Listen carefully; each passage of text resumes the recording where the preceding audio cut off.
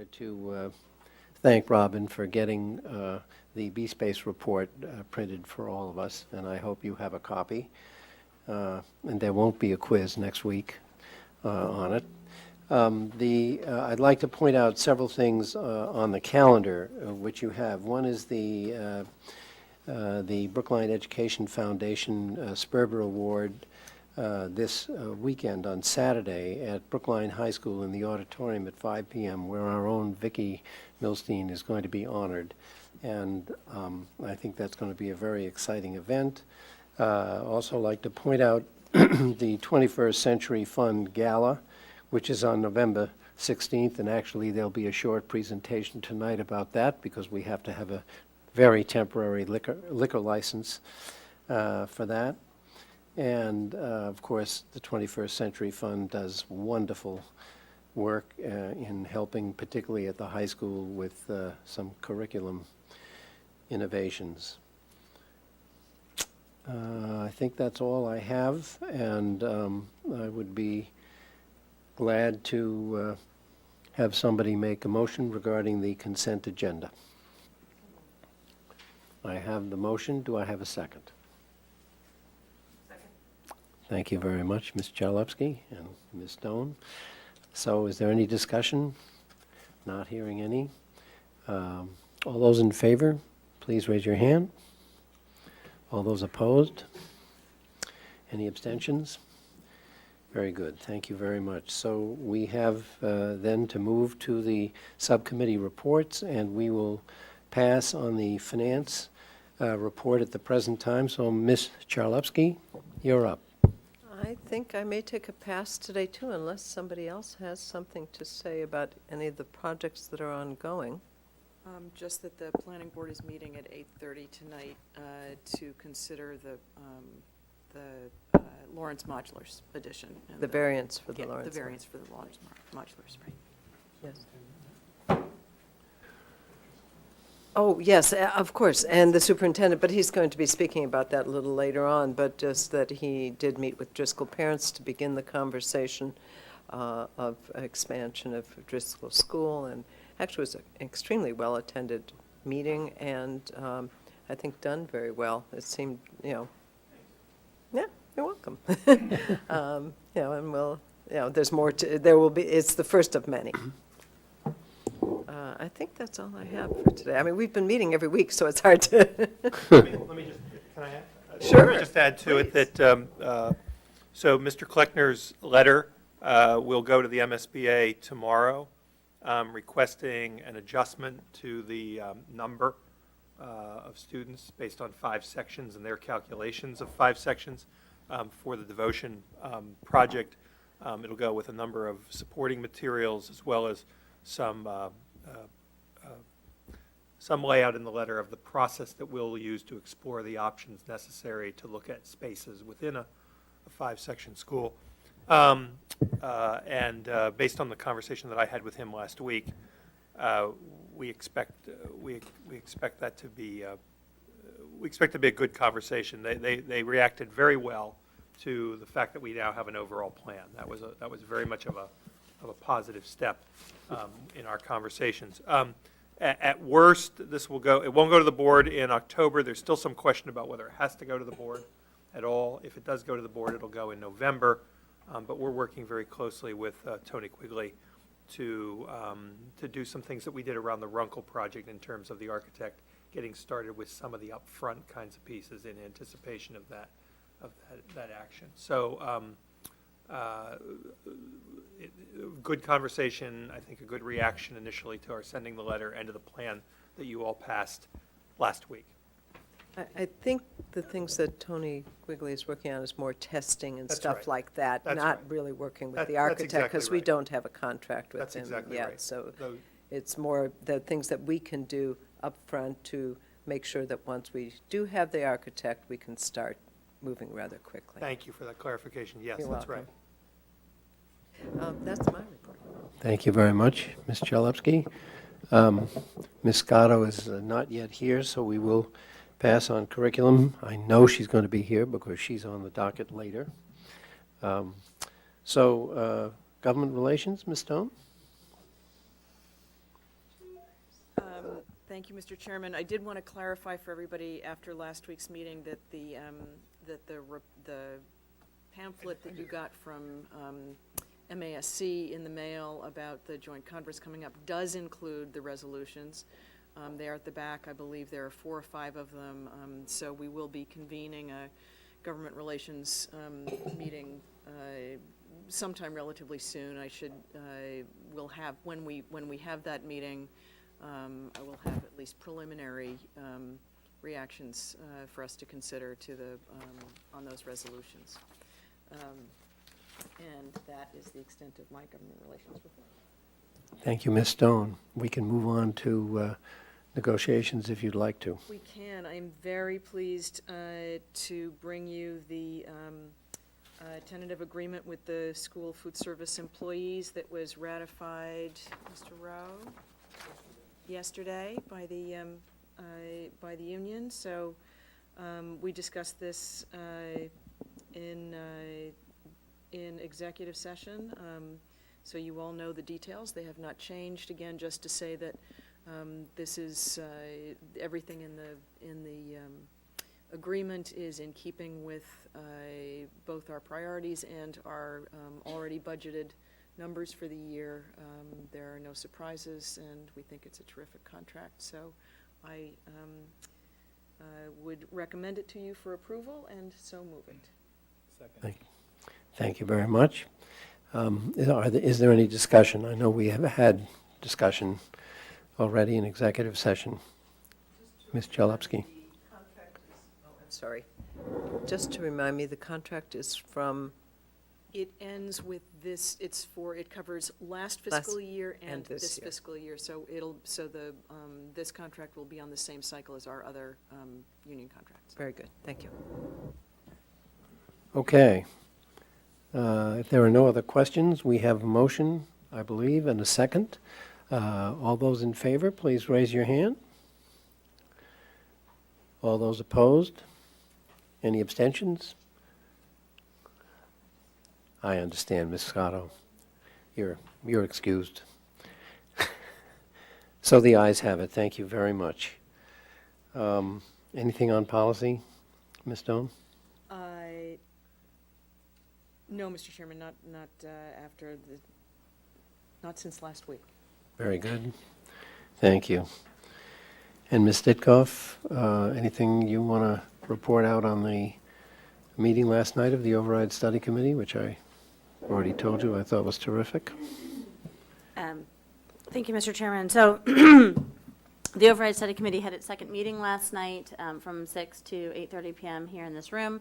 It was televised on BATV, and so if anyone is interested, that link should be live on the BATV YouTube channel. If not today, then shortly. Everyone heard loud and clear both this committee's feedback as well as feedback from the community that those sessions be televised, and the room worked very well. There was some concern as to whether we could get 17 committee members plus 4 to 5 staff members seated comfortably, as well as the public, and we could. Also looking at on the screen, and it worked.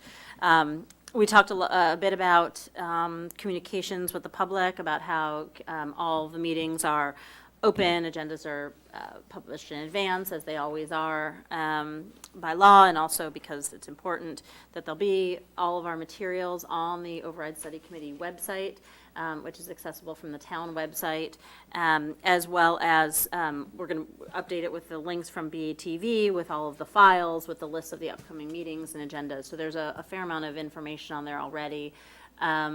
There was a request just before this meeting started about putting a link to it on the school's homepage. I'm not sure how do we route that request, but that can happen also, hopefully. And then finally, there was a request around public hearings and public comment period. And we decided to take that on an as-needed basis. There doesn't seem to be any need at this particular moment for public comment or public hearings. That said, in the next, the co-chairman's email addresses are on the website. So for right now, emailing Dick Benka and myself, again, our emails are on the website with questions that people want to toss into the mix, or issues that they have or want to see raised is probably the best way to do it for the time being. If that flow becomes overwhelming, we'll figure out a different answer, but for now, that seems to be the right answer. Just in terms of the trajectory of the committee, we had the organizational meeting last week. This week was the town's presentation. So Sean Cronin did essentially Municipal Finance 101 and the CIP and Capital Financing 101. Next week, the superintendent, deputy superintendent will do Schools 101. There are many, many questions that will come up, I'm sure. And then the 2 weeks, certainly the week after that, the October 9th meeting, will be one of our first meetings where we're going to try to sort through the first wave of questions. So we've already gotten 4 or 5 extensive, long emails from people on the advisory committee and other places in town, with questions that they would like to see answered throughout the Override Study Committee process, so we'll put those into the mix. We anticipate getting questions from Override Study Committee members, as well as the public. So it will be a bit of a sorting function where we try to prioritize and sort the questions into different categories and figure out where do we need more information and how can we create subcommittees or task forces. So that will be the week of the 9th. And so anyway, if any of you have questions, please send them our way as well, things you want to see in there. And I'm sure many of you are attending next week's meeting.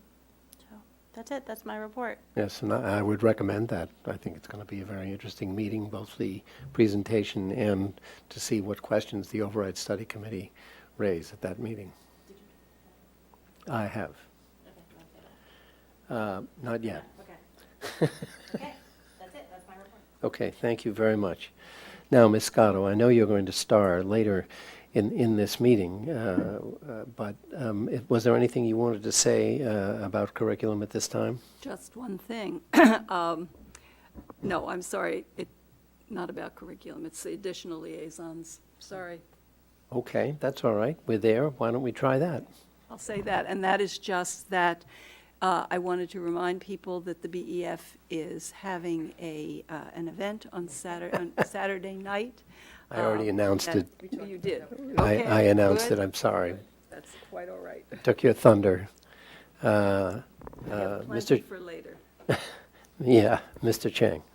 I wanted to report to the committee that I attended the Climate Action Committee meeting on Monday, and lots of development has happened since I spoke about Solarize Brookline in Massachusetts in the springtime. So you may recall the Patrick administration in 2011 was pushing to get about 250 million megawatts of solar power by 2017 in Massachusetts. So they basically have put together a small pool of funds, $2,500 per city that signs up to essentially get residents to solarize their houses.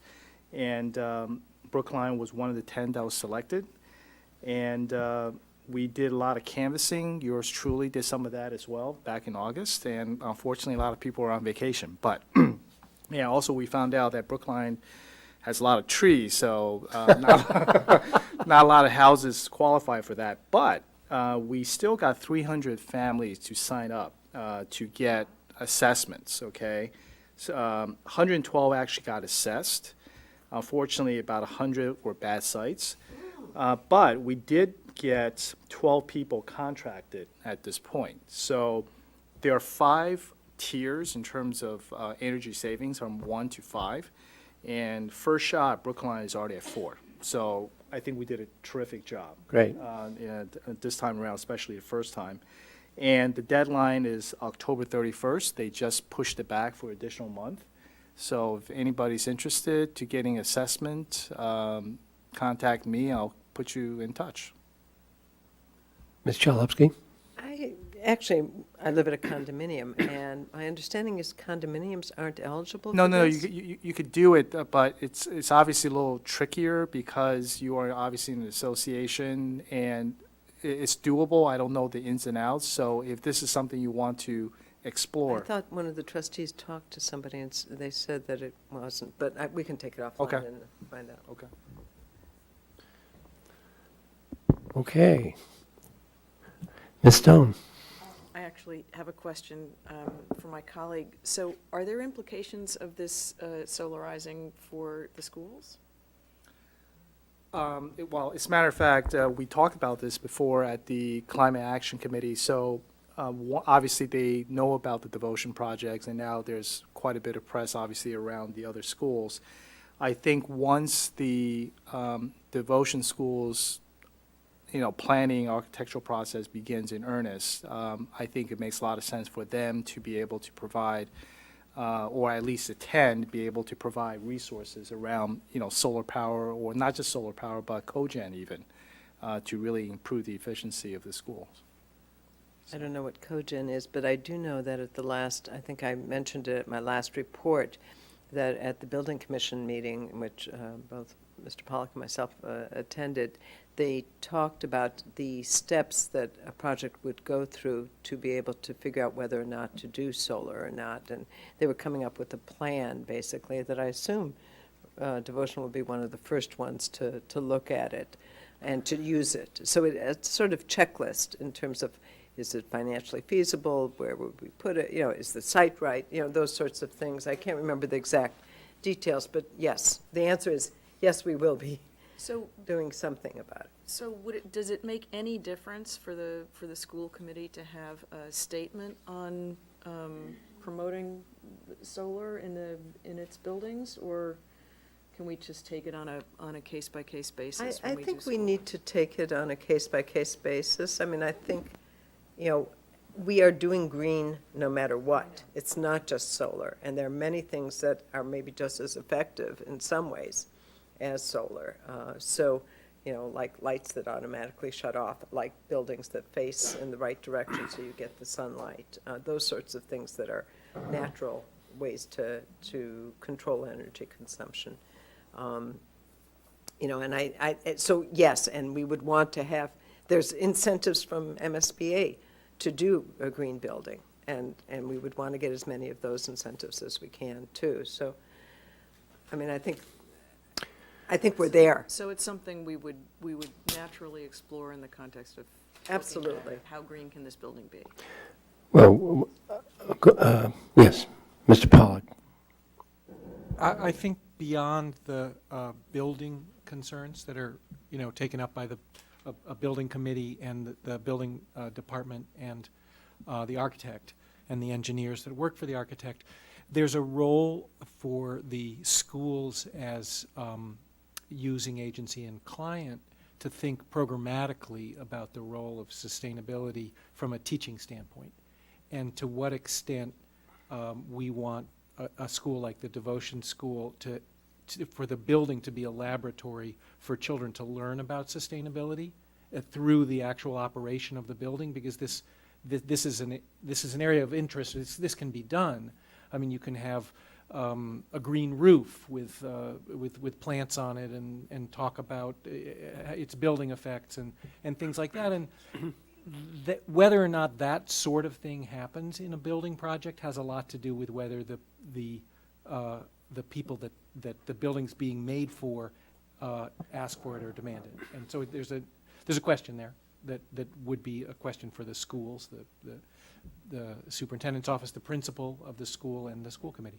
For example, and we're probably going on about this more than we need to right now, but at the Runkle School, there's a rainwater basin that's caught, and the kids use that to water the plants and stuff in the center, in the outdoor science classroom, that sort of thing. There's also a very small green roof that's there. So those are things that, the school would use to show the things that you were talking about.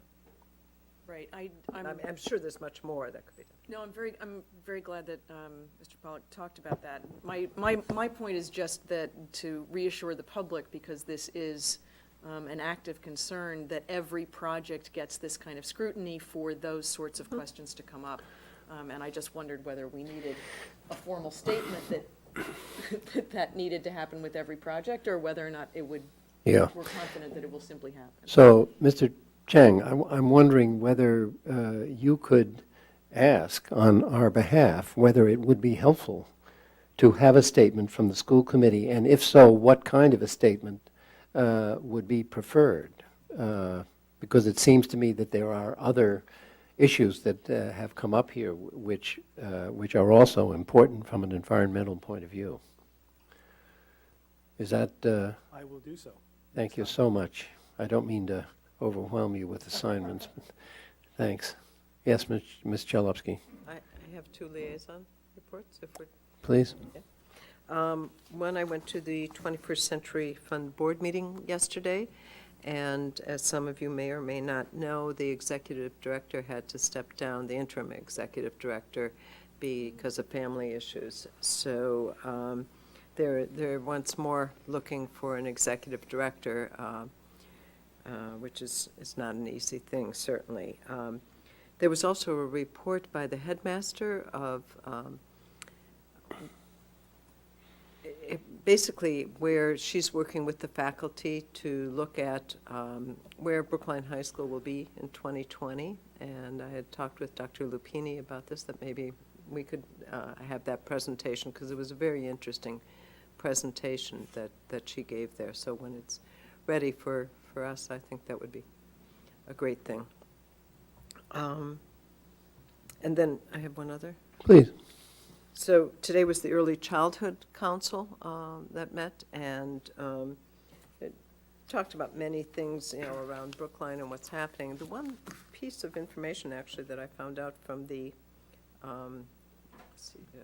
CCR&R, Resource and Referral people, that in Brookline there are 68 families that are on the waiting list for vouchers for preschool and after-school care. And a total of 96 kids, that's on the wait list. That's not kids that are already being serviced.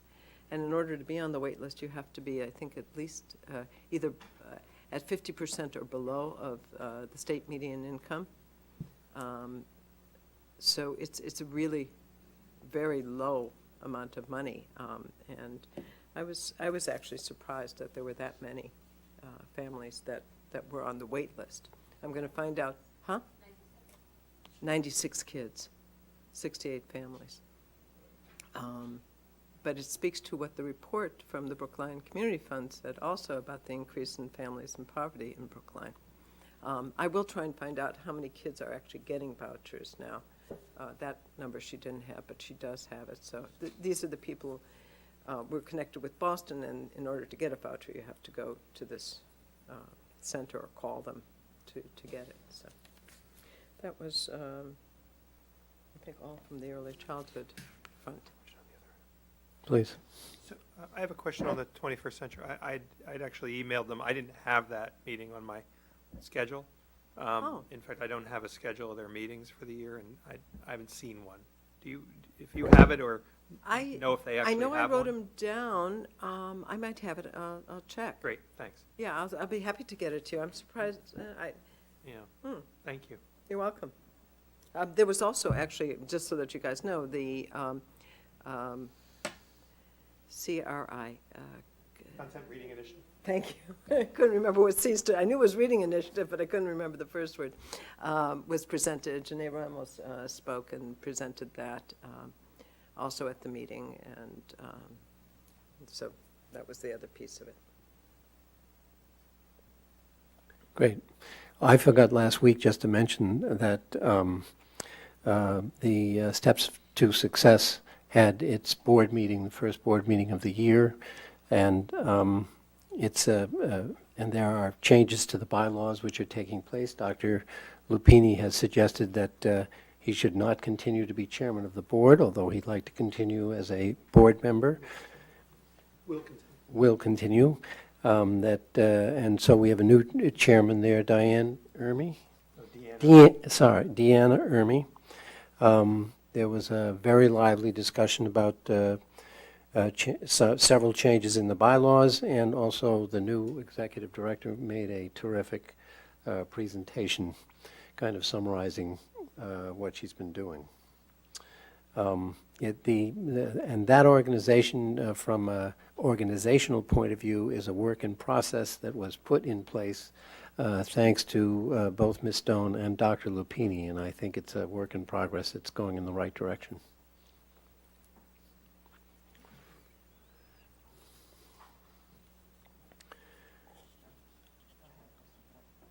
Okay. If there are no other liaisons, then it's time for public comment, if there's public comment to be had.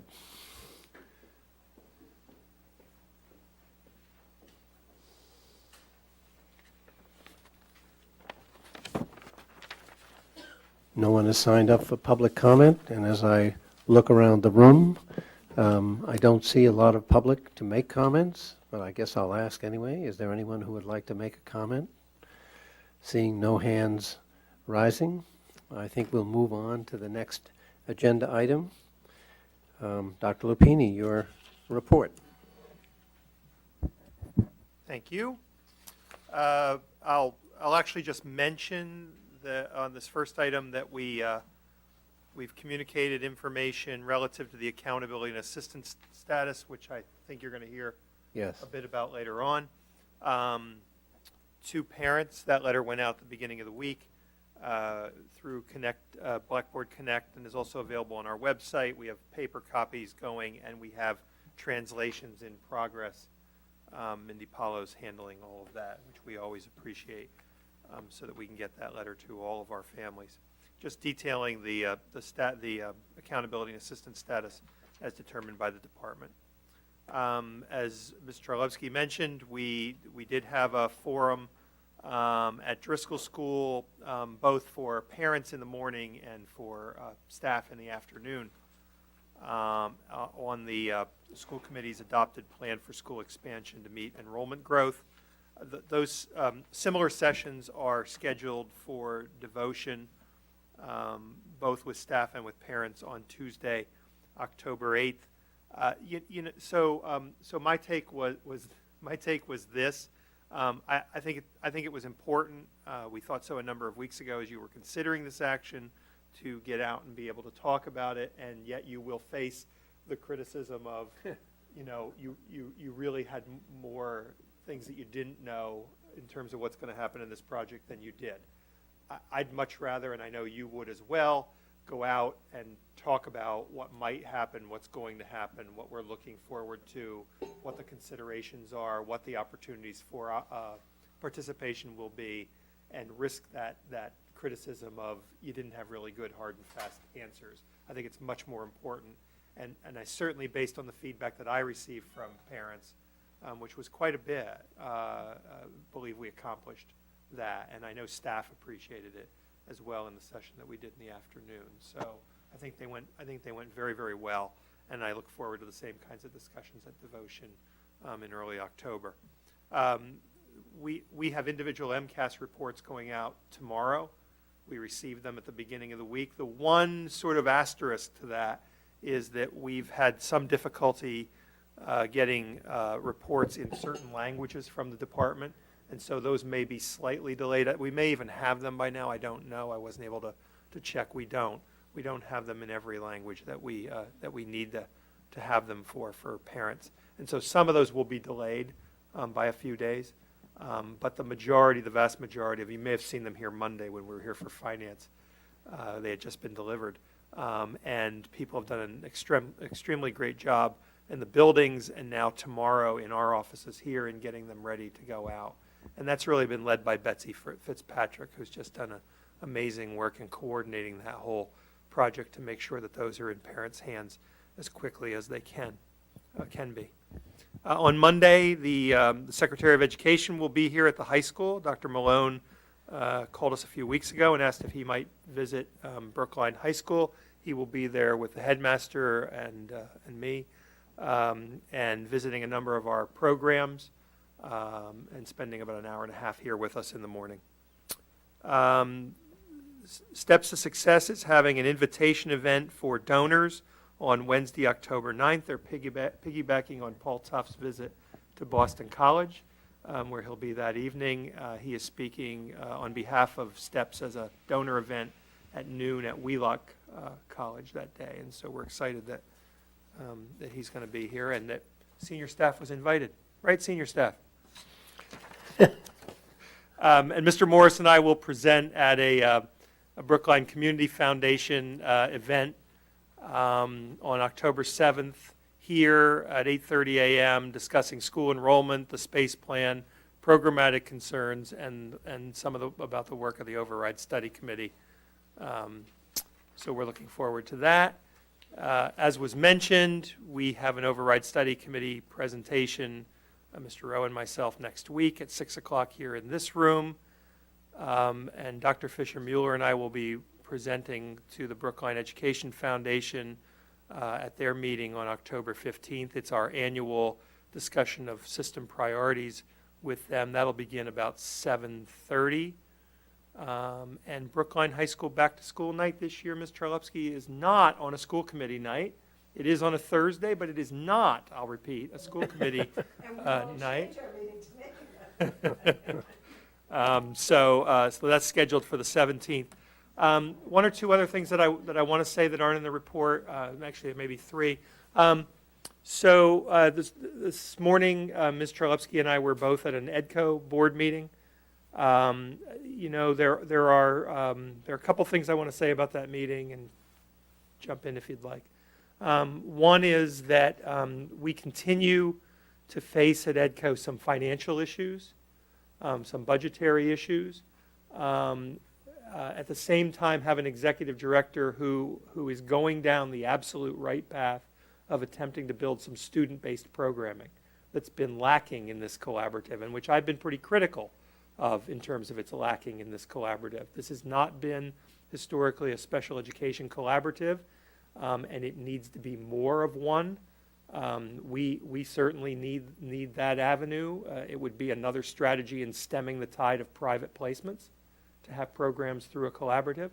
And this is an executive director who comes from that background, comes from a special ed collaborative, and having been a special ed director, they are, and is also an exceptionally creative individual, in that she has taken advantage here of the discussions around the Collaborative Commission to start a conversation with the Lab Collaborative, another collaborative which you might be amazed to know is housed in the same offices, number one, and 4 of the 5 districts that make up Lab are in EDCO.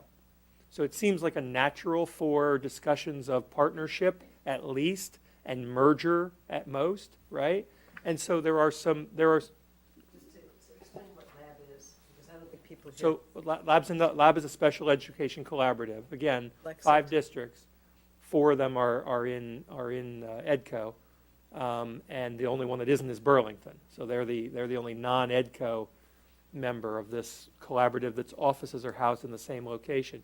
So what they're doing for next year is looking at some partnership programs, looking at continuing to house our offices together, looking at some programs around 45-day placements for students who need that type of placement out of the school for 45 days, and or students who come under the new discipline law that we've discussed briefly, the Act 222, that says that we can't expel students any longer. Districts can no longer expel students.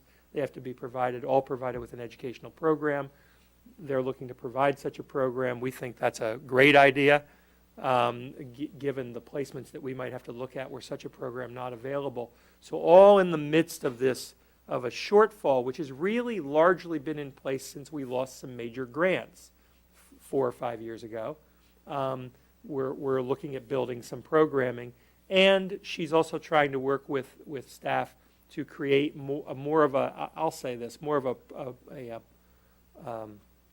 professional development program focused on the needs of districts, because right now professional development is losing money at this collaborative, and we don't believe, members of the Finance Committee, I'm one of them, members of the Executive Committee, Helen is one of them, don't believe that should be, nor does it need to be if they were meeting the needs of districts. So it was a really good conversation, a lively conversation, largely focused around those issues today, and we look forward to what Colleen Dolan, our executive director, is able to recommend. Do you want to say a word about it? Yeah, I think just sort of segueing onto what you were saying about these collaborations, the lease is up for the space that we're in, and there is the desire, and will be put out, I guess, within a week, an RFP for new space that would be able to house. I don't think I'm not sure if you said this way or not, and I don't think I'm repeating it, that would house both the offices, the administrative offices, and these programs.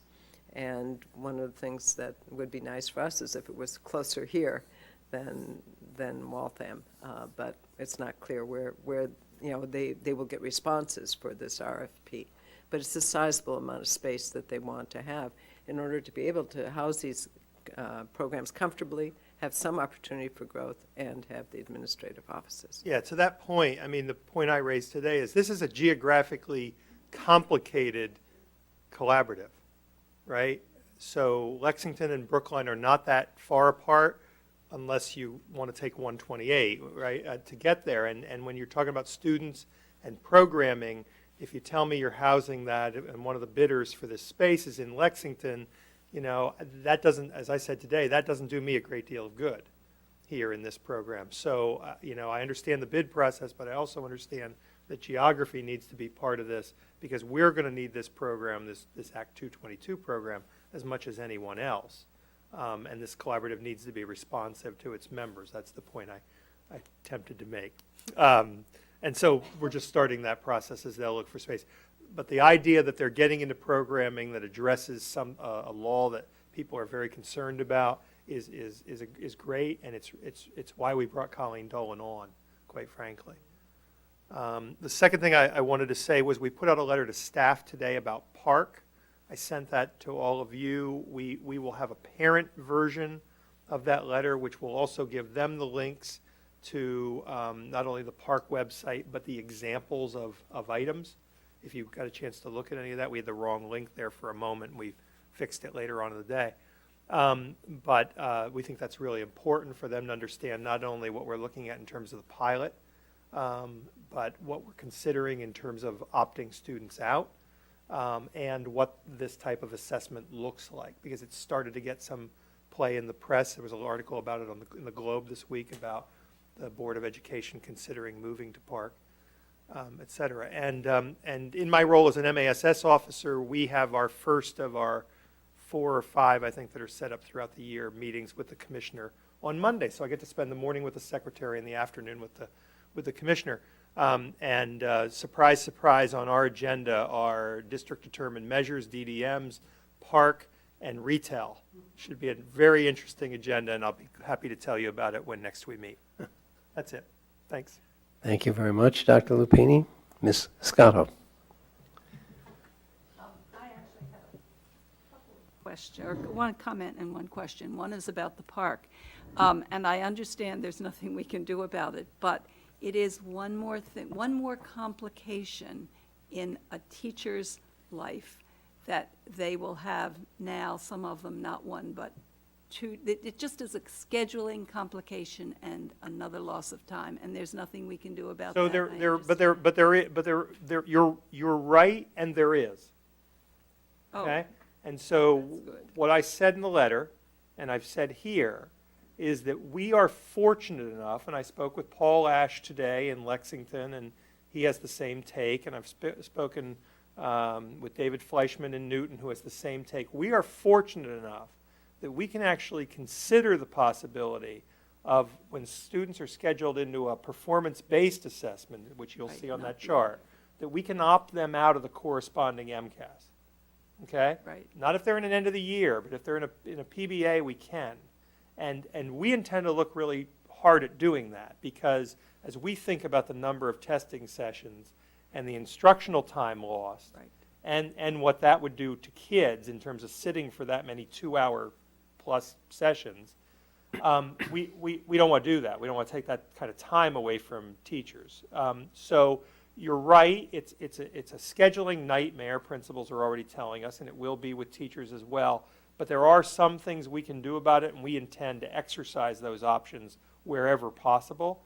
We're fortunate in that regard. I think I may have said to you when I speak to colleagues in Chelsea and Revere and other places where they'd be messing with their growth scores and their status, and some of those districts and buildings in their district are already level 4 districts. They can't.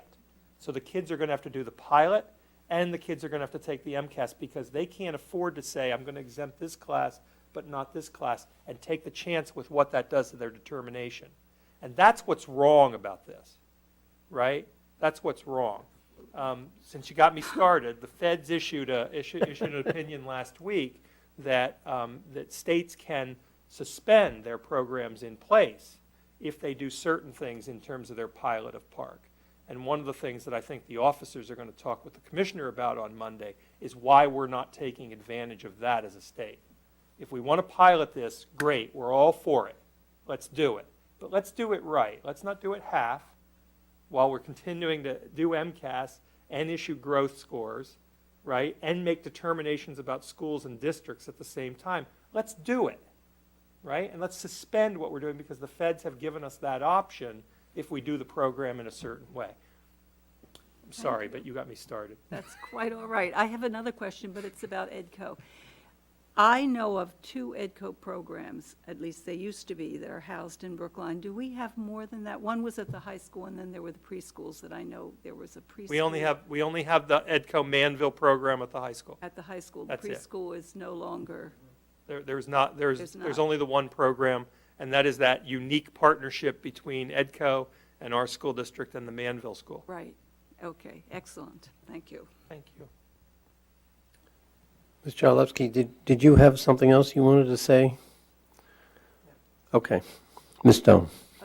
Dr. Lupini, it strikes me that you have a perhaps useful corollary for use with the commissioner in the way that the educator evaluation was put in place, where you could declare that no teacher would be rated a certain, right, for the implementation phase, that was, again, an example of the right way to give flexibility while implementing a new system. Yes. You might just remind them that they have shown this kind of flexibility in the past. I will, thank you. Appreciate that. Ms. Cox. I know one of the concerns with the park is that some of it is given online, on computer, or it's technology-based. And I noticed in the letter that you sent that certain schools are going to use online and some are not. That was assigned, that we didn't choose that. Oh, we didn't, okay, I was wondering if those were the schools that were particularly ready to do that? or- No, it was an assignment. And what we've done is I've asked Scott Moore and Kevin Stokes to look closely at our capability to administer even the pilot, because clearly we're not ready for a total online park, which is at least 2 years away. We're not ready. But they've assured me that we can do the online component at the schools where we've been assigned for these assessments that are spelled out as part of the pilot. Does that answer your question? It does. Other comments? I have several.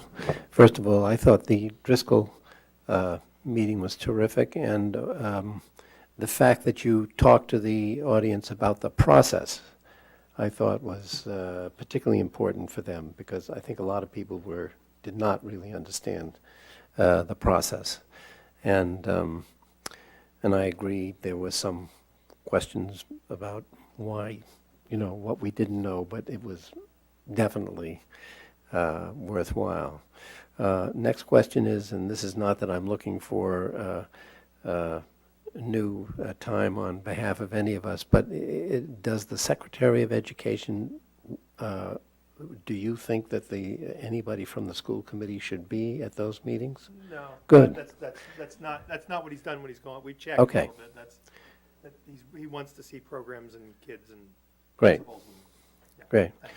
Okay, and then the other thing, and Ms. Coyne, I hope you won't kill me for this, but when Ms. Ditkoff was talking about getting the Override Study Committee up on our website, I was thinking about the wonderful work you did at the end of the B-Space, report, to get links in there, and I'm wondering whether Ms. Coyne has the capacity to do that here.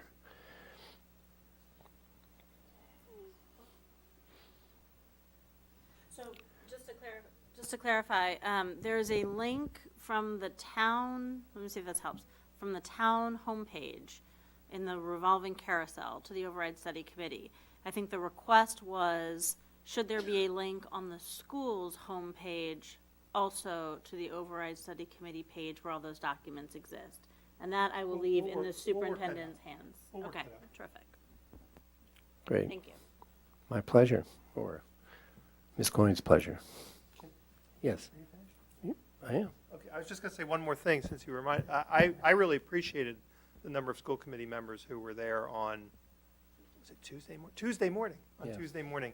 And I particularly appreciated that I was able to call on Ms. Ditkoff, Mr. Morris, Ms. Charlepsky for particularly interesting questions that they were much more qualified to answer than I was. So thank you for jumping in. I appreciate it. Actually, Yes. the devotion meeting is at what time with parents? 6:30, It is 6:30, it's not, at night. 6:30 at night. Thank you. Okay, we're a little early for the alcohol beverages license. Oh, she is? Oh, she came. Okay, great. We can get you out earlier then. How about that? Oh, you need to come up to the podium. Yeah, in order for anybody at home to hear you, because we're on TV, you have to speak into the mic. Do I push anything, or is it? Okay. I also don't know what you need to hear from me, because I'm standing in for Ruth Right. Feldman, who was our interim director, but is no longer working for the 21st Century Fund. So I know that we submitted to you our application for the liquor license for our annual gala.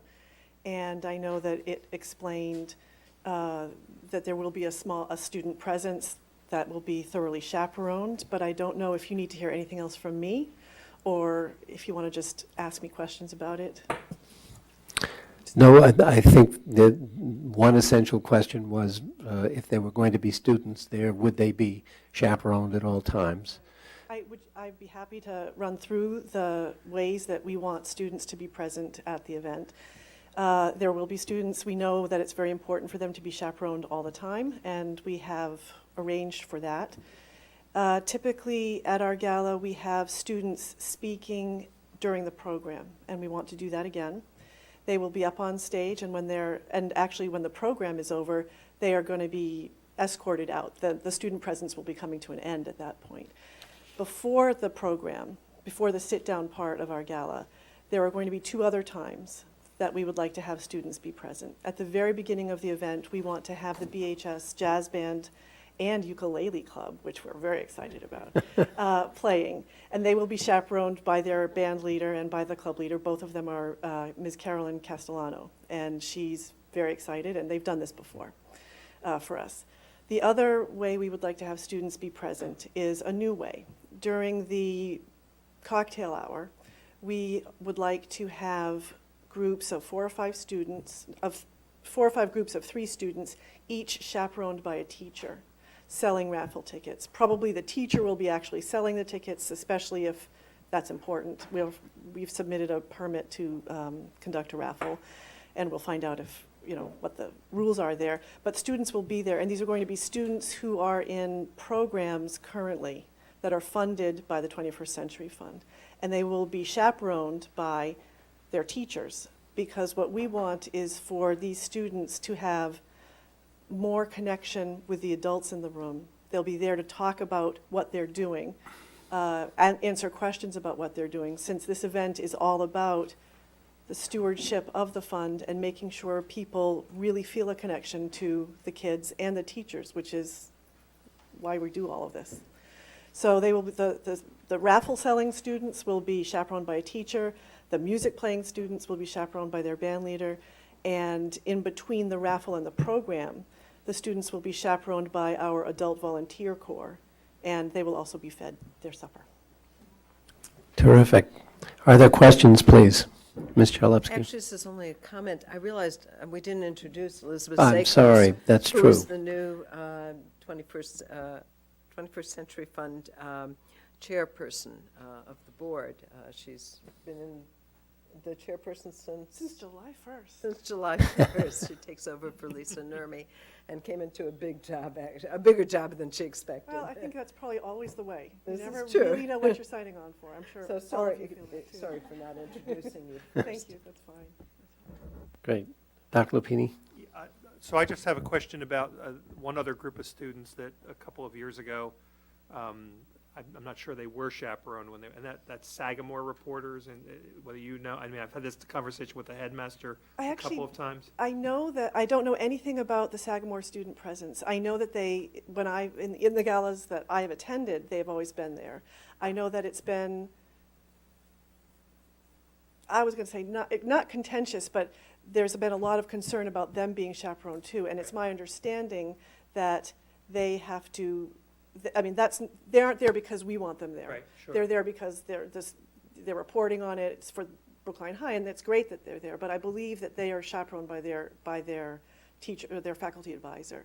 However, I don't really know about that, and that's something they have to clear either with you or through their faculty advisor. I'll check with the headmaster again to make sure. I did last year because it was actually the year before.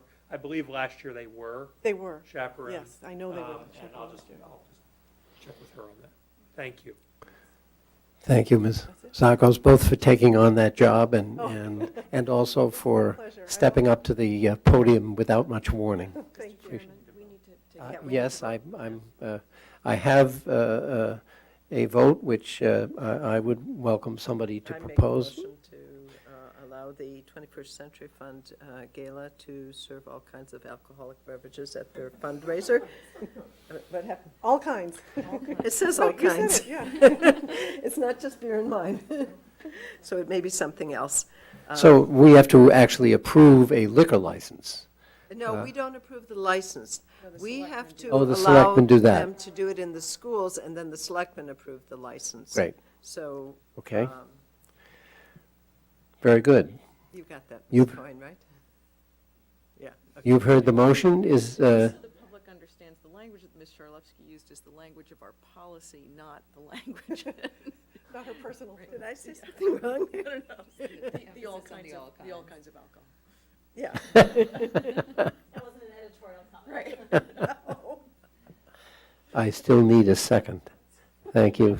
Thank you for taking that risk, Ms. Scotto.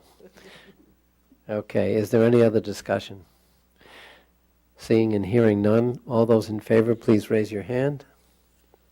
All those opposed, please raise your hand. Any abstentions? We squeaked by for you, Ms. Arkos. Thank Thank you you. very much. I Thank hope you. I get to see all of you there. Absolutely. Thank you.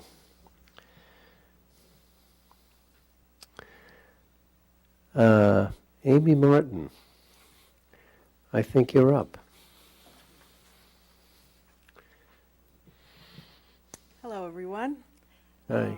It's my pleasure to just give you an overview of the grants picture for FY14, and you get to vote on approving the grants that we've written in the amounts that you've received information about. So the purpose here is for me to just elaborate a little bit on the handouts I gave you. One was sort of a, as requested, sort of a longitudinal, I think it's a 7-year history of the grants we've received. It's this bigger spreadsheet. And then another one with just lists this year's grants. Robin? Someone can use mine. Here, take mine. I have notes to go with it, so. Here, take mine. We want to encourage everybody to have these documents on your whatever digital vehicle.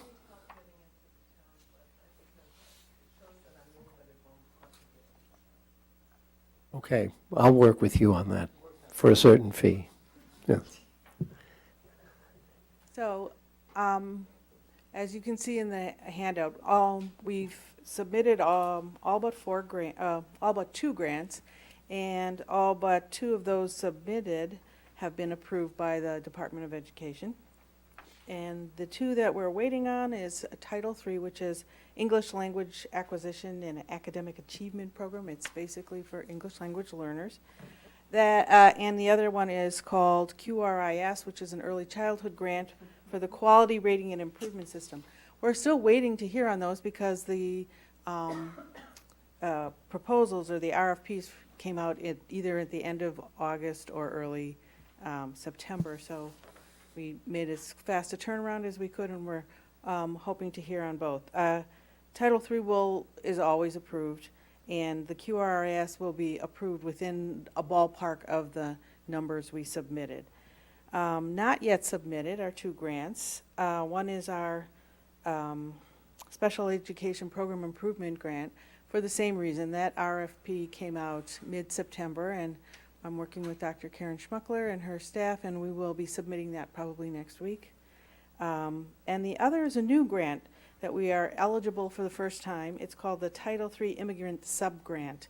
And that is giving us $62,000, and the purpose of the grant is to provide activities for immigrant children and families. We've never been eligible for this grant. We were told we got this grant because of the data, based on DESE data collection. An immigrant student, I'll read for you, is defined as a student who is aged 3 to 21, who is not born in any state, and who is in his or her first 3 years of schooling in the U.S. So through our the data submission we provided, they calculated that we reached a threshold that allowed us to get this grant, which is, as I said, basically an extension of the regular Title III grant, but since they all came out late, we're just doing them in a timely fashion. I'm working with Mindy Paulo, the ELL program coordinator, on what we're going to write that grant for. But it is largely for activities for immigrant children and their families. Those will be submitted, both of those grants, within the next, the Title III probably in the next 2 weeks, and the other one next week. So I have a total of grants for you, but that always gets added to a little bit during the course of the year because we get grant opportunities that we're eligible for, and we would apply for them as they come up, and we determine that they fit our needs and there's a good match. So when I present the grants every fall, there usually is, up to $30,000 to $50,000 additional often that we add because of new opportunities that are available to us. So that's, as of right now, the grants that we have. I can break it down a little bit further, which is the NCLB grants, were the title grants. Title III and Title I are the only ones that exist anymore. Oh, and Title IIA. We have 3 of them. There used to be more, and you can see on your longitudinal spreadsheet that there were more. Title III and actually all of those grants were reduced this year from Massachusetts allocation from the federal government for various reasons at the federal level of funding cuts, sequestration and such. So we are down a little bit in those grants, but it looks about the same in the subtotal because of the new grant that we got, which is also an NCLB grant. We have DESE managed grants that are state and federal grants that are slightly different. METCO, kindergarten, special education, and we had reductions for the first time in our special education grant for the same reasons from the federal level, and the Perkins occupational education grant. We did get an increase in METCO, and unfortunately our 21st Century Community Learning Center grant, which funded Teen Advantage at Devotion School, was a 5-year grant and ended last year. So those services have been, Steps to Successes has been reconsidering their after-school programming, and I'm sure you're aware, Nadia Chamberlain, our new director, can explain how they've tried to cover the loss of that program at the Devotion School. The Enhanced School Health Grant was reauthorized for another 3, possibly 5 years at level funding. So that's always good news, as it provides additional support for additional nursing support at our schools. Let's see, and then we have our early education and care grants, which looks about, we almost every grant decreased, except now we have QRIS, so it looks like it's about the same total. We also get grants by our foundations, the 21st Century Fund and the Brookline Educational Foundation, and we belong to the Boston University Consortium that provides us a $8,000 grant fund. The 21st Century Fund amount this year is increased. We're grateful for that. The BEF grants that are listed on there, the total is the teacher system and collaborative grants. They also have other sources of supporting us that are not in a grant process, except for a new one called Idea Lab, which was piloted mid-year last year. Not knowing whether they were going to do it again, they've decided to do it again this year. There are $1,000 grants for teachers to pilot new approaches that reflect the latest educational thinking. I think they set aside $15,000 last year. They haven't put out their proposal for teachers this year, but I think it's about the same amount. So it ends up being about 15 or 16 teachers that receive those grants. And they considered it a very successful and innovative way to generate interest in the BEF and foster innovation. Our TATA fund, our Teachers and Administrators Training Fund, had 35. We have a TATA committee comprised of educators from every building, and that gets together and decides how to allocate the funds. 35 teachers received grants of up to $300 last year. And that process will begin again in November. Back to the BEF, they funded 18 teacher grants and 8 collaborative grants benefiting over 200 teachers, in addition to system grants, which pretty much benefit most teachers in the district. So when you look at all this together, the awards total is about 98% of FY13, but I imagine it'll climb up to about equal when we get a few more grants mid-year. So that's a summary. Before I open it to questions, I want to make sure I thank Sue Fields, who's my administrative assistant for grants, who does all of the paperwork and requisitions and everything for the grants, and is a very busy person because we have a lot of grants, including all the various BEF grants.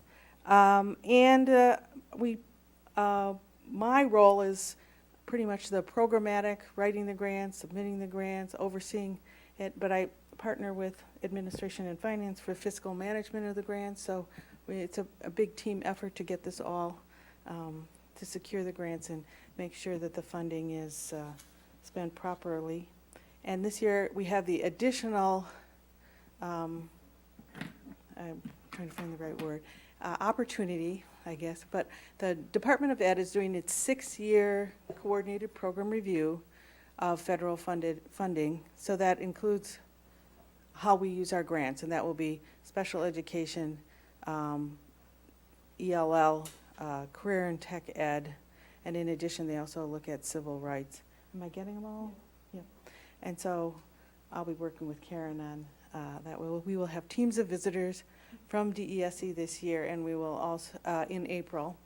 But before that, we have to prepare many pages of documents for them to review that show we're in compliance with the federal requirements that are associated with receiving this type of funding. So that's a summary, a quick summary, and I'm happy to answer any questions you have. Committee? Ms. Stone? I have a really tiny question. You mentioned on the immigrant support grant that children qualify if they are not born in any state in the United States. Does that include U.S. territories, or? I don't know that for sure. It's included.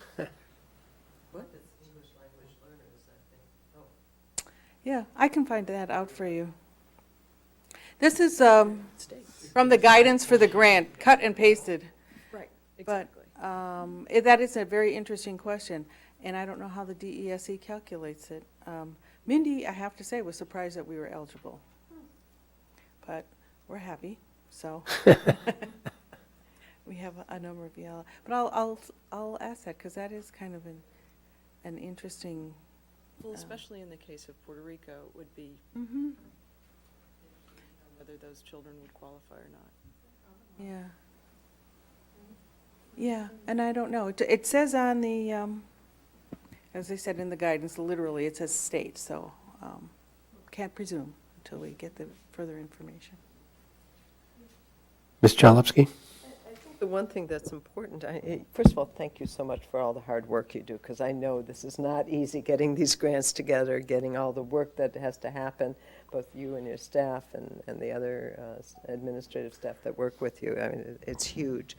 And it's a big part of our budget. I mean, and really an important part that really enhances things that we're already doing or helps to pay for the things that we want to do.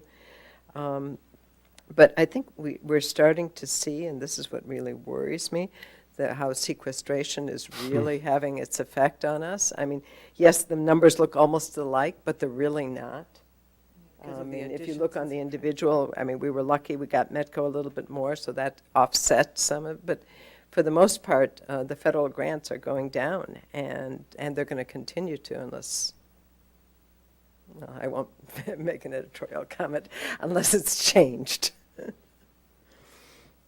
Yes, why don't I was going to make a comment, but I think it's related to what you just said. Forgive me for doing this, but what I noticed was that while the numbers were more or less the same across the board, roughly $5 million plus a little, that if you look at it over the spread, it was either 5 or 7 years, the actual purchasing power during that period of time has deteriorated materially.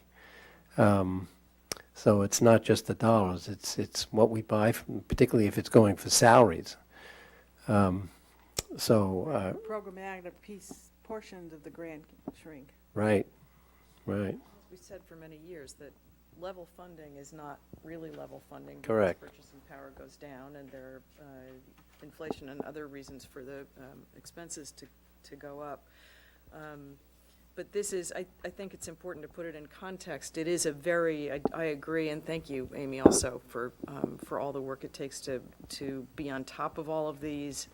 Many of them are moving targets for a lot of the year, and it's a lot of paperwork also. Anything from the federal government anyway, certainly, involves a huge amount of paperwork. But in the end, this is essentially, although essential in many ways to our being able to balance the budget, it's only 5%, about 5% of our budget, ultimately. And I think that just underscores how crucial, even relative to the overall budget, small amounts can be. Good work in keeping us as close to even funded as We we try to Interesting. maximize whatever opportunities are out there. That's interesting you made that point, Ms. Stone, because I was thinking that actually, if you think about what the discretionary revenue is, aside from the revenue that's always there, it's actually quite a significant amount of the variable, yeah, which I think was the same thing, the same point you were making in a different way. I also thought that I should at least thank the administration and finance people who have to keep all of this straight, and I'm sure we'll find out in April that they've done an impeccable job in making sure that we spent the money exactly as we were supposed to have. But that's also, I think, a very complicated job to make sure that it goes down that way, and people don't see that. It's kind of behind the scenes, so that's another aspect of it.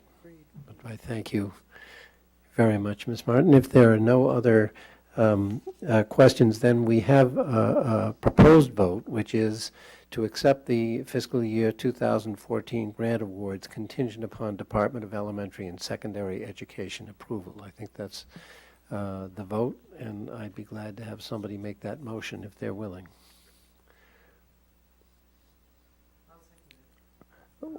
Okay, I guess I made the motion. That's good enough. Okay. Oh, sorry. Okay. Then you second.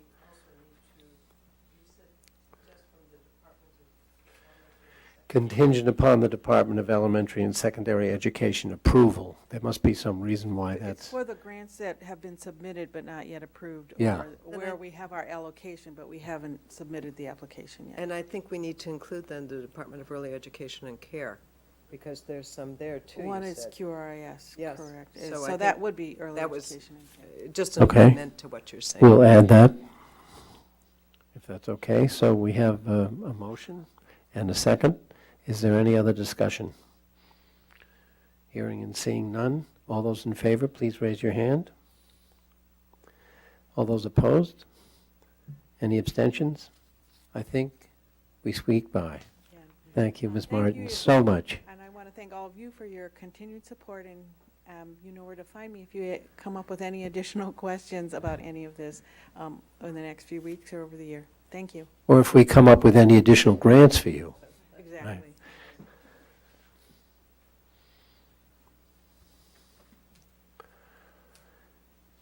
Ms. Gatto, we invite you. Thank you. The curriculum committee met this past Tuesday, and we were discussing the Massachusetts Accountability and Assistance System. We'll have a couple of slides in a minute, but I can start without the slides. The current Massachusetts Accountability and Assistance System is the result of the NCBLA waiver that was approved in February of 2011. Under this program, every district and every school is assigned a level from 1 to 5. The intention of this system is to identify the most needy schools and school districts and to allocate the limited state resources and funding to the schools that need it most. Let's take a quick look at the levels, and you can see them up here. As you can see, most schools are in level 1 or level 2, and only a few schools will fall into level 3, level 4, and level 4 and level 5. Some will be in level 3, but most of the schools will be there in the upper portions. You may remember the NCLB goal of 100% of students will be proficient by 2014. Now the Massachusetts goal is to cut the proficiency gaps in half by 2017. This is an ambitious goal, but it is attainable. Determination of the school's status is no longer about AYP, which is adequate yearly progress. Massachusetts uses a formula to determine PPI, Progress and Performance Index. And there are 5 factors that are used in elementary school to define PPI. 3 are MCAS scores for math, for ELA, and for science. And 2 are student growth percentiles, which are called SGPs, in math and ELA. In addition to these 5 factors, high school PPI calculations include additional graduation and dropout rates. While PPI is calculated for the same subgroups as AYP, level determinations are only based on groups all students and high needs students. This new high needs subgroup is a collection of students who are of low income, students with disabilities, and/or English language learners. In level 1, or the following schools in Brookline are in level 1, and we'll put it up here: Brookline High School, Driscoll, and Lawrence, and Baker, Devotion, Heath, Lincoln, Pierce, Runkle, and the whole district are considered level 2. Our expectation is that Brookline will always be level 1 or level 2, as it is this year. Level 3 begins with the bottom 20% of the schools in the state. We also expect that individual schools will bounce back and forth between these 2 levels from year to year. And when you consider how the levels are determined, it's a very kind of arbitrary formula. The change in either direction is really of no consequence. So you could be a level 2 one year, a level 1 the next year, bounce back. doesn't really make any difference. In the next few weeks, parents will receive their children's MCAS results. These letters will give information about individual school results and where parents should go if they have further questions. MCAS tests provide the system with a wealth of data, and principals and coordinators will be digging into that so that they can use the information with teachers in designing curriculum and in improving student learning. The curriculum subcommittee had a very rich discussion about the limitations of the information from the Mass Accountability and Assistance Program.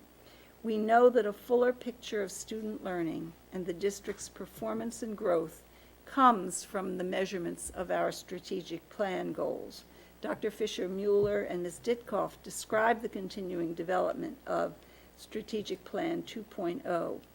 While the vision, mission, core values, and goals are targeted for presentation to the school committee in early December, work on the measurements and results will not continue until we have a director of research and accountability.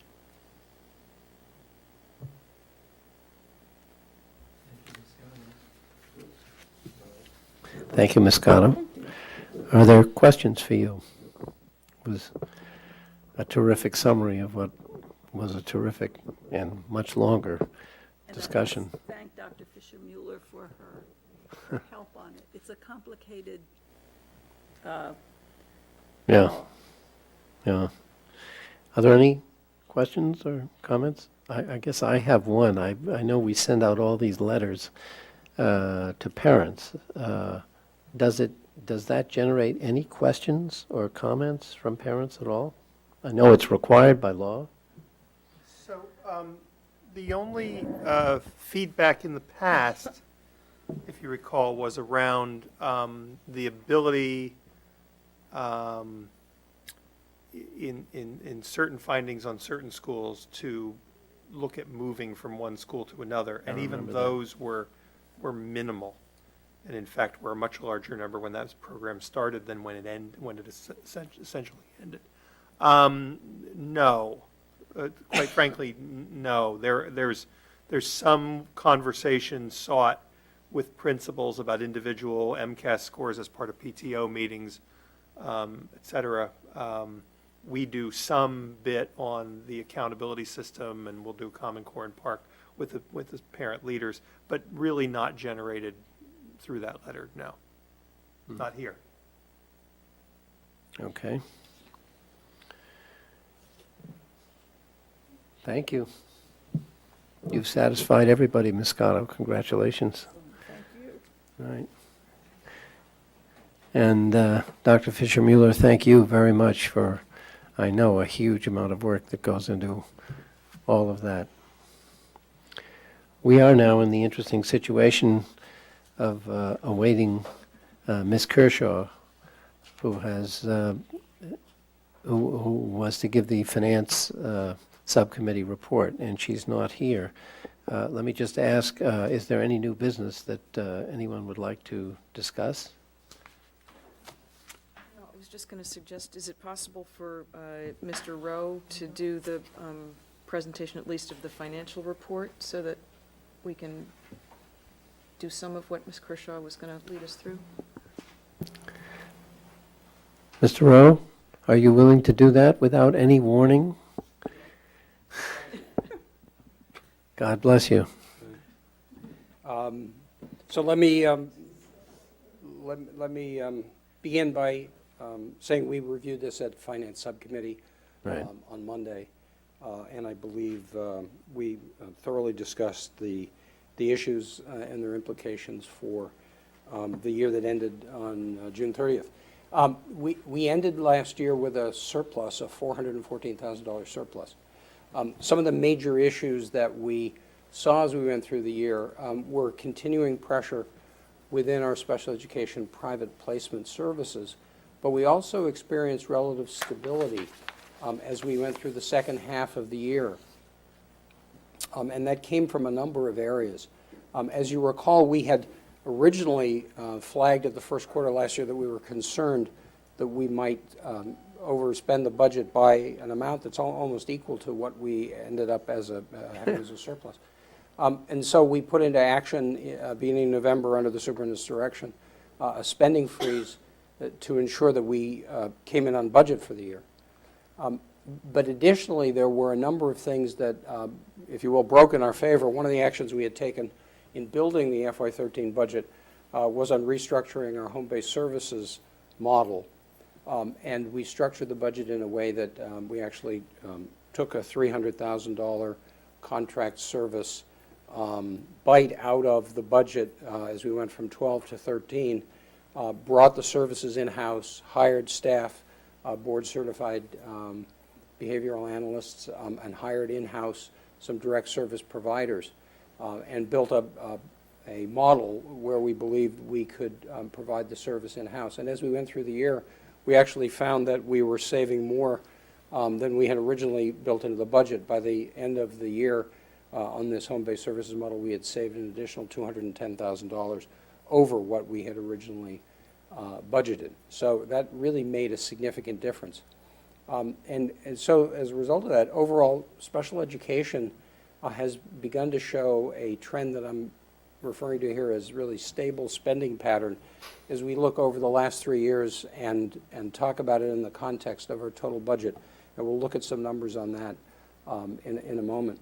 The other significant issues, of course, that happened for the year just closed were the continued high enrollments at the elementary level, as well as in historic kindergarten enrollment, the 666 students that we started the year, that we reported on October 1st of last year. When we look at the elements in the budget, what we'll see is that the surplus was accrued in our personnel accounts. Clearly, our personnel accounts are the largest component of our total budget here, and looking at the general fund, with $68 million out of our $82 total $1 million budget.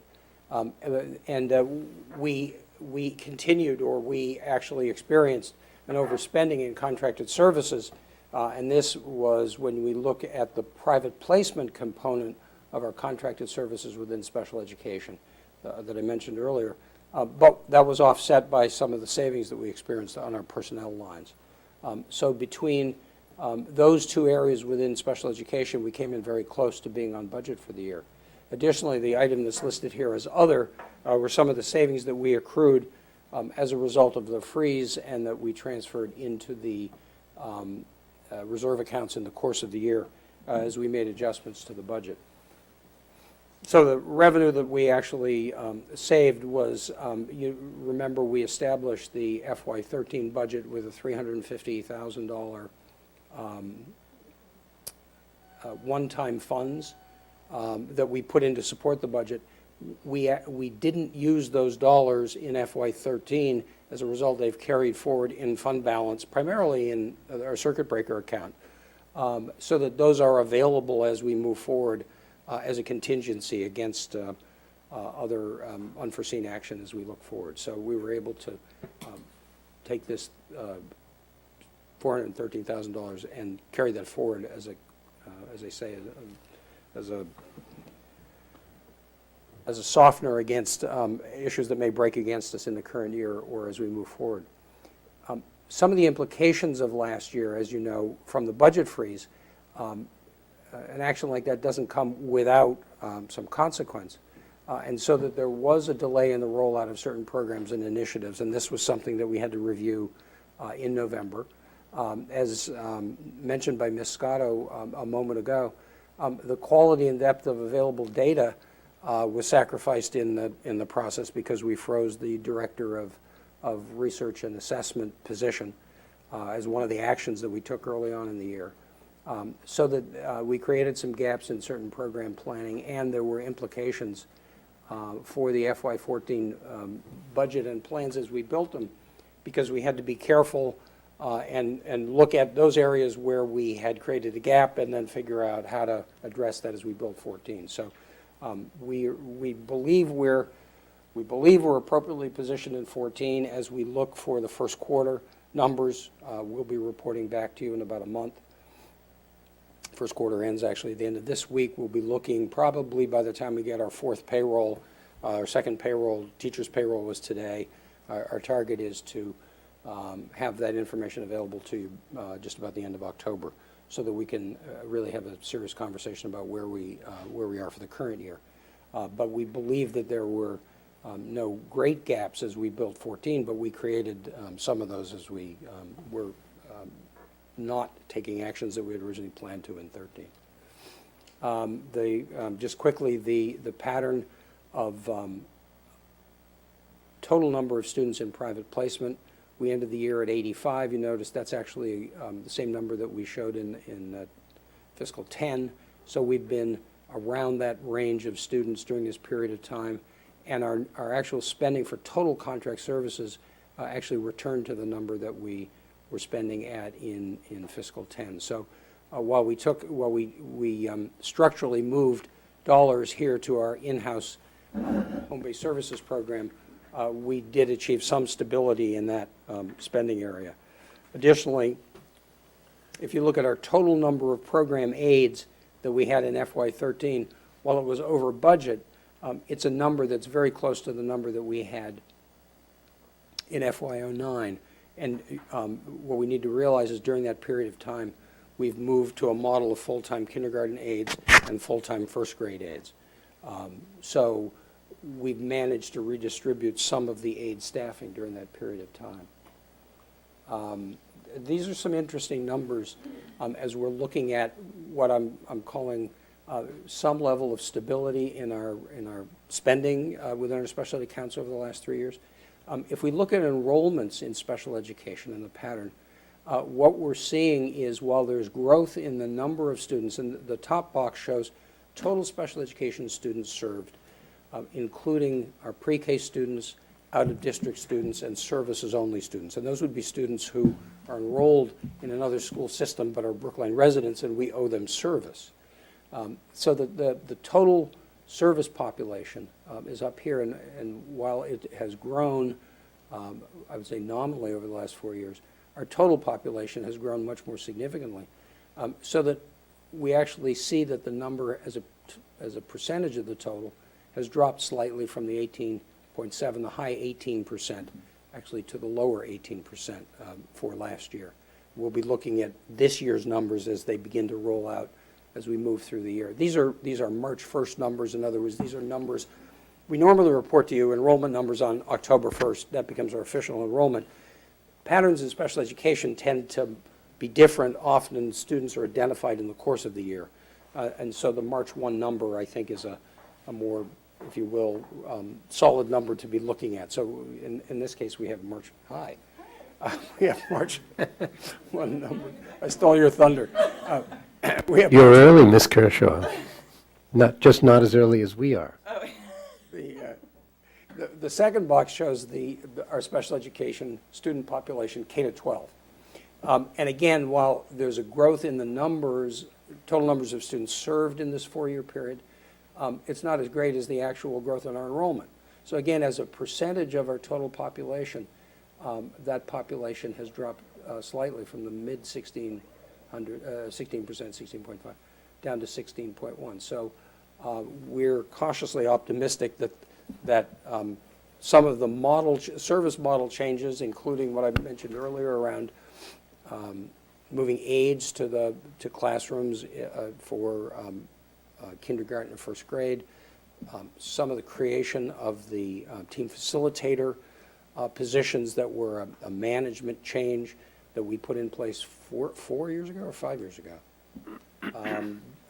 Those are, if you will, bearing fruit in terms of making sure that decisions are appropriate.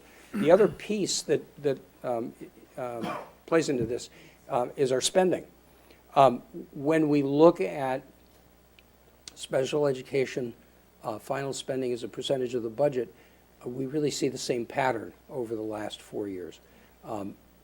At 26% in FY10, 26% in FY11, we've actually seen the total percentage of the general fund budget drop 25.6, 25.5 at the close of last year. And when we look at the growth, the total budget growth, in FY10, and we can look at the chart that shows the last 10 years, was the last year of a significant variance between the total budget growth and the experience we had in special education. The last 3 years, total special education spending has been either below or at, this past year, at the growth of the total budget. Now, these numbers are repeated right here. And what we see when we look across the last decade is that we really did experience some volatility. We had 4 years where we had double-digit growth in the total cost of special education services, and one anomalous, if you will, year. This was the year that we had significant number of moves out, aging outs in our contracted service population. But the pattern across these 4 years was significant volatility. 1 year is, I don't think you can make any judgment. 2 years catches your attention. 3 years, there's a pattern here, a new pattern here that's different from what we've seen in the past. And so we'll be keeping our eye on this. And I do believe that there has to be a connection back to some of the management changes that were made when we look back 4 years ago, and some of the program decisions we made that have helped us both provide good quality service, but do it in a cost-effective way and with a better management model. So that, I think, is one of the biggest takeaways out of our looking really at the end-of-year report. Thank I'll turn it you. over to Amy. Oh. I think you can. I think you will. I think this is actually the first time that well, I know I can see it's the first time I've seen something like this, where 3 years we have really done incredible work. And Smuckler, I'd like to thank you, because I have 2 of the years you've been involved with. Well, 1 total. And All 3. She's been deeply all involved. 3 you've been deeply involved. But overall, to have that kind of decrease and that consistency when our numbers, our population is going up, is truly, I mean, I think this is really significant. This is not just, that's huge. Well, I think it's important information that we need to be paying attention to and understanding, and we'll continue to pull apart the components of this. But yes, I mean, we're seeing a pattern here, both in terms of spending, but in terms of the service population, and there's clearly a connection between the two. And Right. and in terms of some changes that we've made in the management model and some actions that we took where we saw a high-cost pattern happening, for instance, within our home-based services program. And a decision was made as we created last year's budget back, 2 years ago, And- that we would make change. That change happened. It was implemented, and it's borne fruit, if you will. And the learning, the program at the high school that also will bear some fruit, or is bearing some fruit. too. Right. The other, I appreciate the Thank you. comment, and Dr. Schmuckler has done amazing work in all of her roles, both as out-of-district coordinator, which is as I said last week, is a really important role in this system. I think to add to what Mr. Rowe said, I think we've got that out-of-district number nailed down at something like 68 to 70, somewhere in that range now. And so the other piece of this is really around program building, right? So between we believe that the paraprofessional model at K&1, that the team facilitators, that we went from a system, if you recall, where we couldn't count the number of people who were chairing team meetings, and that's never good practice, whether it's for parents, for students, or for the system. And what we've done in terms of building out of district programs is what's driving these numbers, and we believe that that's why it's sustainable. But those were, excuse me, I'm sorry, but those were expenditures, right? Those Yep. things, those items cost money. They're an investment. And if you're going to, you can easily spend the 13%, the 11%, the 11% if you're not building capacity, right? If you want to actually manage those and have an ability to provide quality programming, and we are, while understanding what you're doing and why you're doing it, then you have to put these other systems in place. And these systems and these kind of programs are not inexpensive, but they need to be done. But those systems and programs are included in that Yes, they are. percentage growth. Yes, they are. So it's, Yes, I they mean, I are. think you really have to take credit for that. The one other piece I think that you left out of that was also the effects of our early childhood program. also in containing costs. Right, And but that was there. that was there.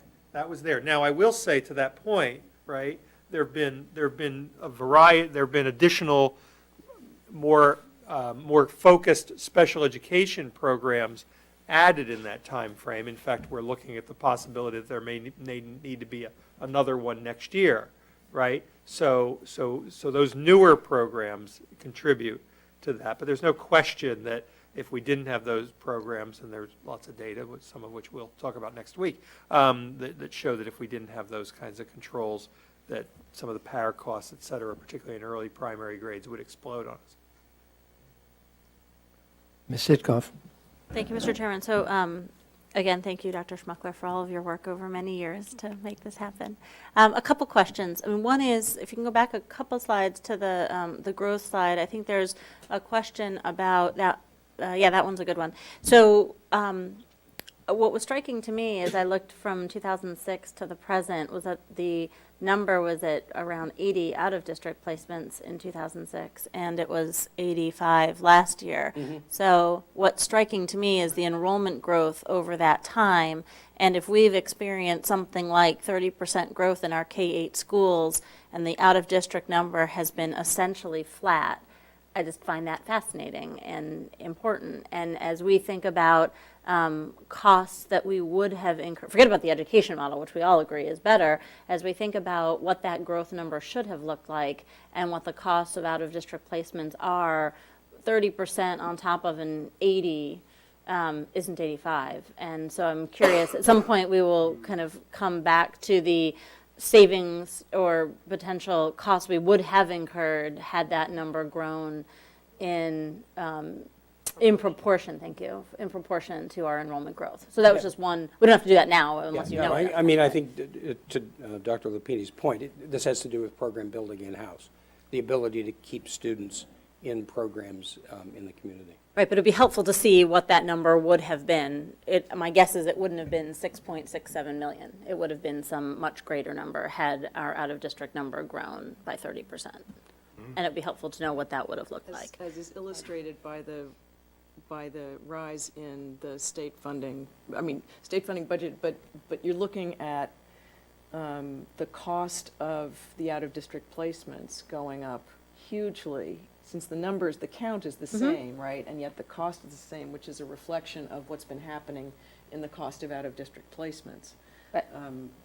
Right, unit costs have risen during that period of time. Right. Right. There are also some other support services that are carried in that number, but you're absolutely right. The mix is that if you look at the unit cost of any out-of-district placement, that's grown during that period. Right, but so there are So two you effects. multiply that by Right. Ms. Ditkoff's point, which is that if we had had a 30% increase in out-of-district placements along And with, right, an increase in and unit an costs. increase, right, Right, then that would be that's actually a very helpful number to That's the see, number. that I would like to see.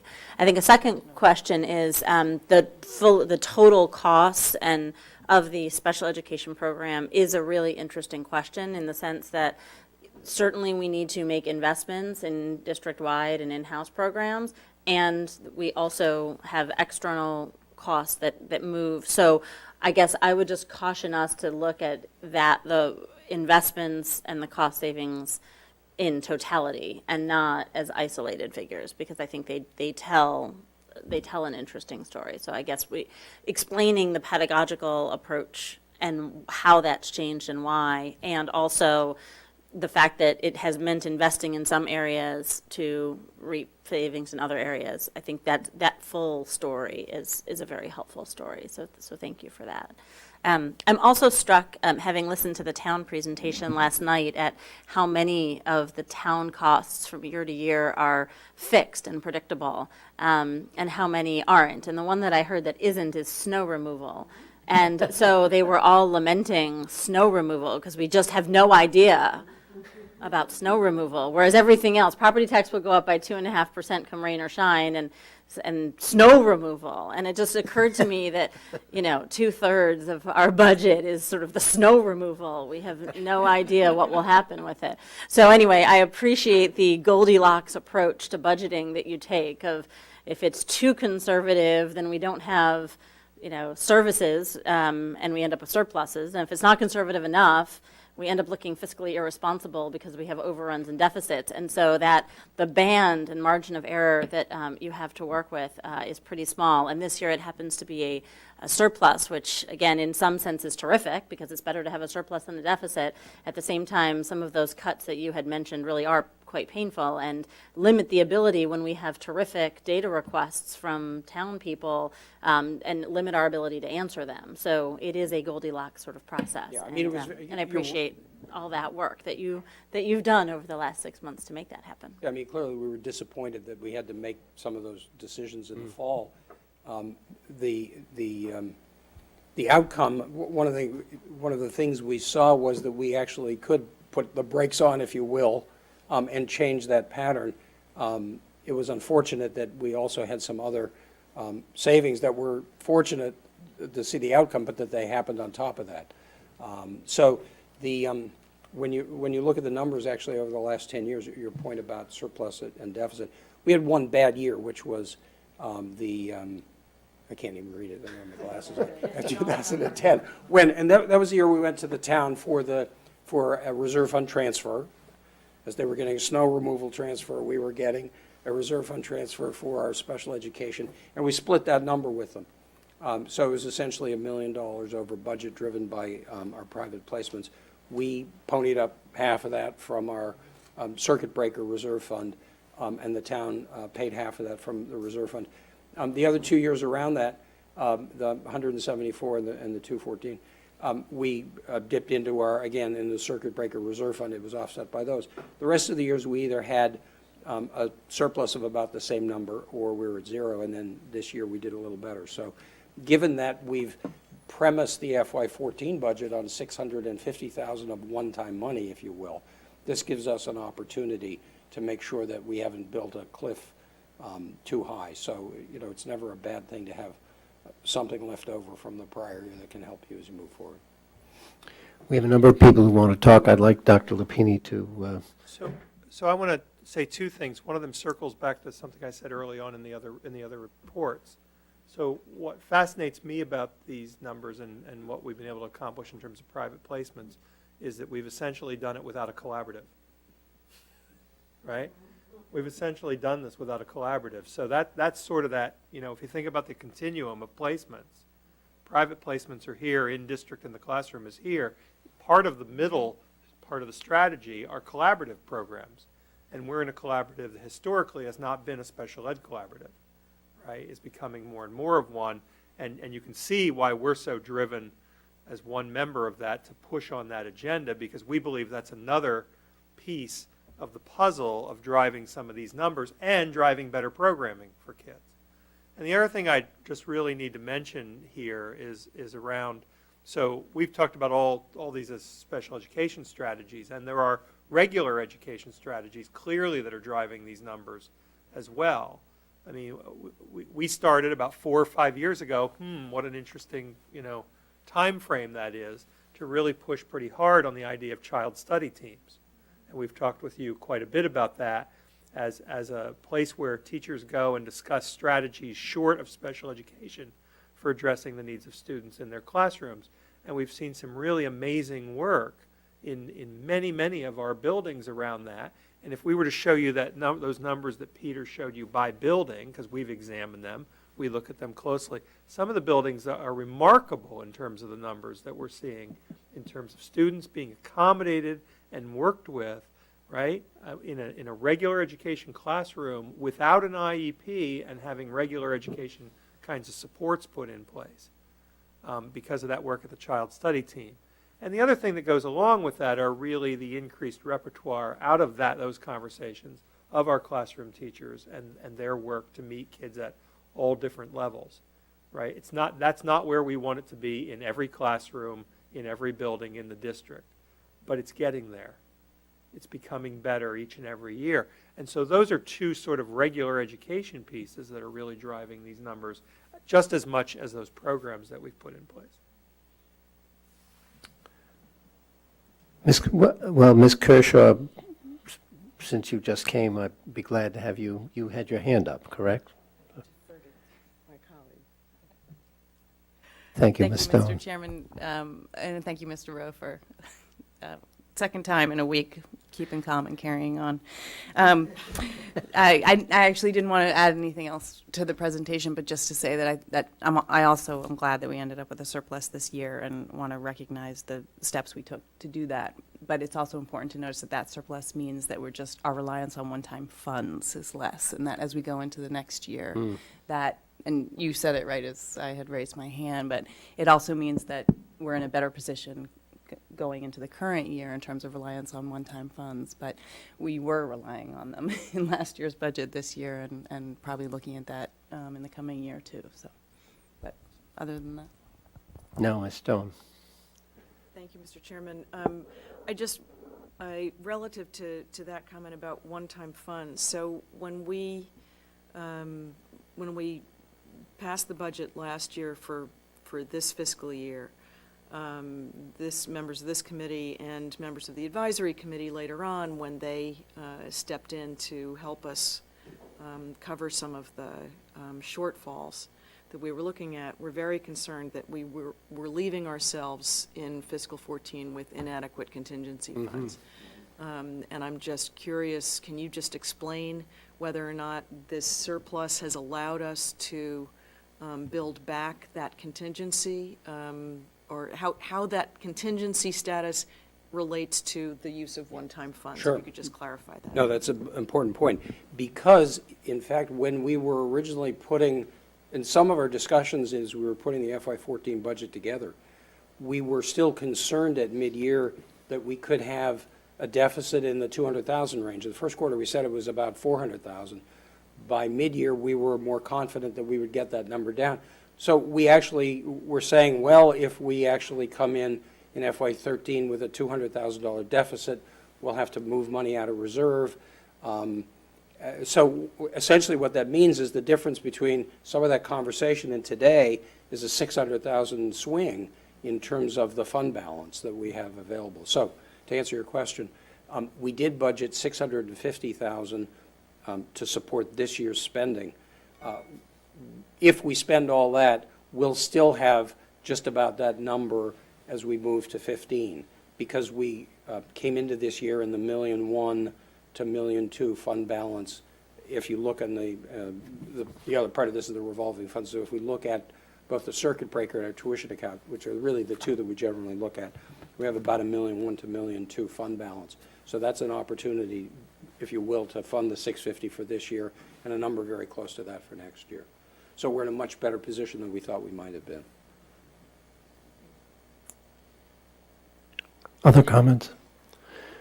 Once again, I'd like to make a couple myself. There are a couple of things that occur to me. One is all of this revolves around the fact that there are many fewer of our students who otherwise would have been sent away from our local education process here. And my understanding is that of all of the issues, that is the one, if you can keep your kids in their schools, that's how we create ultimately the best outcome for those kids. So from kids and an education point of view, to me, that's the center of that's the center of the plate. Number one, and number two, I now can remember back. I don't know whether it's 4 or 5 years when Dr. Lupini began to talk about making some changes in the organizational structure, and he listed them all. I think it started with the team facilitator activity, and it seems, and I think in our guidelines, in our budget guidelines, we began to encourage him by admitting that he'd have to spend some money and take some risks, and it might or it might not work, but we were willing to tolerate that. And so over now, looking back, it seems to me that what the administration did was to take a look at the area of greatest risk, which was the volatility in our and size of our, and growth of our special education expenditures, and to create what appears to me to have been a long-term plan or concept organizationally as to how we might get a handle on that. And I think and I think the results are quite extraordinary, both clearly because of the talent and because of the results. And so I think everybody deserves a real solid round of applause for having a long-term plan which has produced enormous results, both for the kids first and then financially second. And I thank you all for having done that.